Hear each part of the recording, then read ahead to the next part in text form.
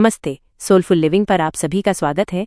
क्या आपने कभी सोचा है कि कैसे एक वीर योद्धा जिसने अपनी वीरता और बलिदान से इतिहास रचा, आज कलयुग में भक्तों के दिलों में भगवान बनकर पूजे जाते हैं। हम बात कर रहे हैं खाटू श्याम जी की, जिन्हें हारे का सहारा और शीशदानी भी कहा जाता है। आज के इस वीडियो में हम खाटू श्याम जी की उस अद्भुत और प्रेरणादायक कहानी में गोता लगाएंगे जो महाभारत काल से शुरू होकर हमें भक्ति और विश्वास के एक नए आयाम तक ले जाती है। जानेंगे कैसे बर्बरीक से वे खाटू श्याम बने और क्यों कलयुग में उन्हें देवताओं का दर्जा प्राप्त हुआ। तो अपनी आध्यात्मिक यात्रा के लिए तैयार हो जाइए और हमारे साथ जुड़िए इस अविस्मरणीय कहानी में।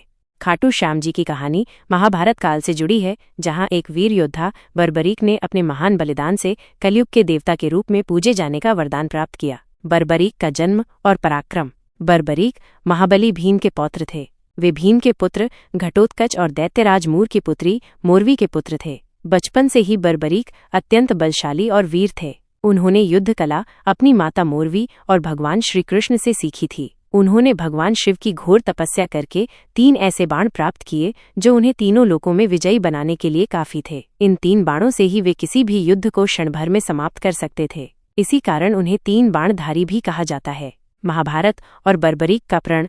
जब महाभारत का युद्ध तय हुआ तो बर्बरीक ने अपनी माता से युद्ध में शामिल होने की आज्ञा मांगी। उनकी माता ने उन्हें वचन दिया कि वे हमेशा हारे का सहारा बनेंगे, यानी जो पक्ष हार रहा होगा वे उसी का साथ देंगे। बर्बरीक अपनी प्रतिज्ञा के साथ युद्ध क्षेत्र की ओर निकले। वे इतने शक्तिशाली थे कि किसी भी पक्ष की जीत सुनिश्चित कर सकते थे और इसी बात से भगवान श्रीकृष्ण चिंतित हो गए। श्रीकृष्ण की परीक्षा और बर्बरीक का बलिदान। भगवान श्रीकृष्ण ने ब्राह्मण वेश धारण कर बर्बरीक की परीक्षा ली। उन्होंने बर्बरीक से एक पीपल के पेड़ के सभी पत्तों को एक ही बाण से भेदने को कहा। बर्बरीक ने आसानी से यह कर दिया, लेकिन श्रीकृष्ण ने एक पत्ता अपने पैर के नीचे दबा लिया था। बर्बरीक का बाण उस पत्ते को भी भेद गया, जिससे श्रीकृष्ण उनकी शक्ति से प्रभावित हुए। इसके बाद श्रीकृष्ण ने बर्बरीक से दान की इच्छा प्रकट की। बर्बरीक ने वचन दिया और तब श्रीकृष्ण ने उनसे उनका शीश सिर मांग लिया। बर्बरीक ने बिना किसी हिचकिचाहट के अपने पितामह पांडवों की विजय के लिए स्वेच्छा से अपना शीश दान कर दिया। इस महान बलिदान को देखकर भगवान श्रीकृष्ण अत्यंत प्रसन्न हुए।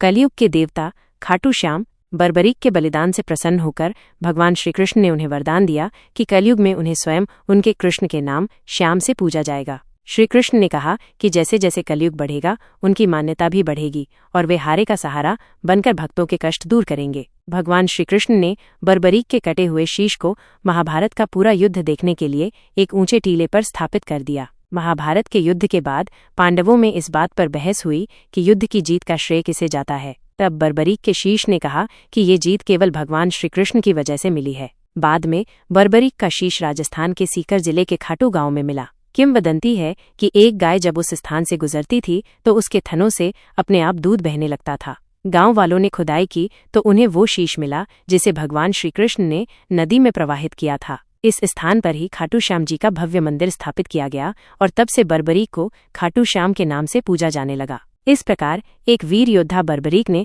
अपने अद्वितीय पराक्रम और महान बलिदान के बल पर भगवान श्रीकृष्ण का वरदान प्राप्त किया और कलयुग के देवता खाटू श्याम के रूप में भक्तों के बीच पूजनीय हो गए। उन्हें हारे का सहारा और शीशदानी के नाम से भी जाना जाता है।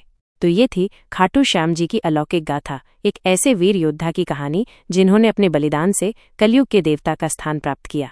हमें उम्मीद है कि इस कहानी ने आपके हृदय को छुआ होगा और आपको भक्ति, त्याग और विश्वास के महत्व को समझने में मदद मिली होगी। खाटू श्याम जी की कहानी हमें सिखाती है कि कैसे सच्चे मन से किया गया कोई भी बलिदान व्यर्थ नहीं जाता और कैसे परमात्मा हर उस व्यक्ति के साथ खड़े होते हैं जो हारे का सहारा बनता है। अगर आपको ये कहानी पसंद आई हो तो इस वीडियो को लाइक करें, अपने दोस्तों और परिवार के साथ शेयर करें और हमारे चैनल सोलफुल लिविंग को सब्सक्राइब करना न भूलें, ताकि आप ऐसी और भी प्रेरणादायक कहानियों और आध्यात्मिक यात्राओं का हिस्सा बन सके। आपके विचार हमें कमेंट बॉक्स में बताएं। खाटू श्याम जी की कौन सी बात आपको सबसे ज्यादा प्रेरित करती है। मिलते हैं अगले वीडियो में। तब तक जुड़े रहें सोलफुल लिविंग के साथ और अपने जीवन को आध्यात्मिक ऊर्जा से भरें।